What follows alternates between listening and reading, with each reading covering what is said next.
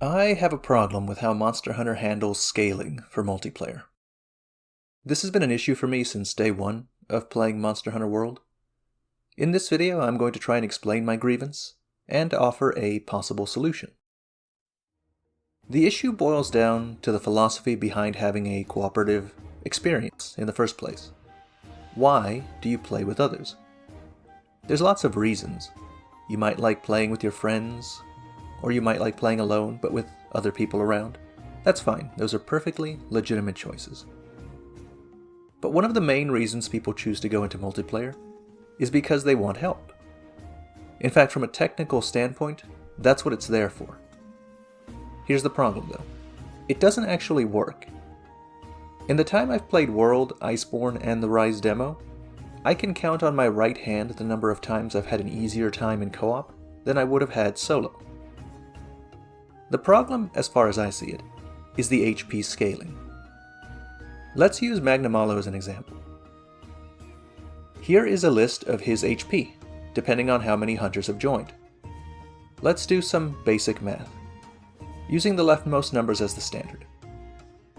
If you play solo, you will have to deal 10,440 damage to beat Magnamalo. With 2 players, it's 19,314.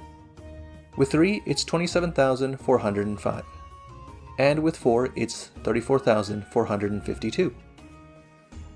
Now at first glance, these numbers seem to indicate that Magnamalo is definitely easier with more players, as each player has less damage responsibility. Magnamalo's HP, divided between 2 players, is 9,657 each. For 3 players, it's 9,135 each, and with 4 players, it's 8,613. Now these numbers are pretty definitive. With 4 people, Magnamalo has almost 2,000 HP less, right? No, that's wrong, because it never works out that way.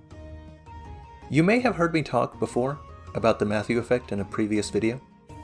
If you have, then you know that this damage breakdown is not going to happen. Damage dealt to a monster is a competitive field with differential success, which means the damage breakdown will almost always look more like this, with one player averaging far above his HP responsibility, and the bottom 2 averaging far below. Assume you're this guy for a moment. You have a choice. You can fight Magnamalo while you have to deal 10,440 HP, or you can fight Magnamalo where you have to deal significantly more than that, plus deal with the risk of other players triple carding. If you're that guy, why the hell would you ever play multiplayer, especially in situations where the monster is actually hard? Well, a lot of people just don't, which is fine on its own. But what happens is that it creates a whole host of new negative downstream effects. Here's the process. The best players notice that they're having a harder time playing with others than playing alone. Most of those choose to play solo as a result. So the number of good players that engage in SOS flares goes down. As a result, the situation becomes worse and it becomes a truism of the community that you shouldn't play with randoms in difficult hunts. How many times have you heard that? I've heard it a lot. Now all that is bad enough, but it actually gets much worse, because the system actually incentivizes bad behavior. Let's say you're fighting a monster with other players, and you can tell that one guy isn't pulling his weight. He's not doing his fair share. This is a recipe for breeding resentment, because you know that that monster only has that much HP because that player is there. He has caused the fight to be harder.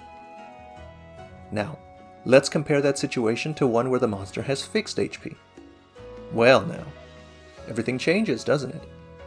Now other players aren't burdens, they're comrades, fellow hunters, brothers even. Because the monster was going to have the same amount of HP anyway. Other hunters are a benefit, regardless of how much or how little damage they contribute. Now I have a reason to do multiplayer hunts, because it's guaranteed to be easier than doing it solo. Now obviously, there are still going to be people under this system that will complain if they think you're not doing enough damage. But there's less incentive for it, and those people would probably have been jerks no matter what anyone did. But just to be fair, let's finally look at the reason why we have scaling multiplayer in the first place. Obviously, I don't know for sure, but presumably it's so that people can tackle Gathering Hub quests without being forced to join multiplayer. And you know what?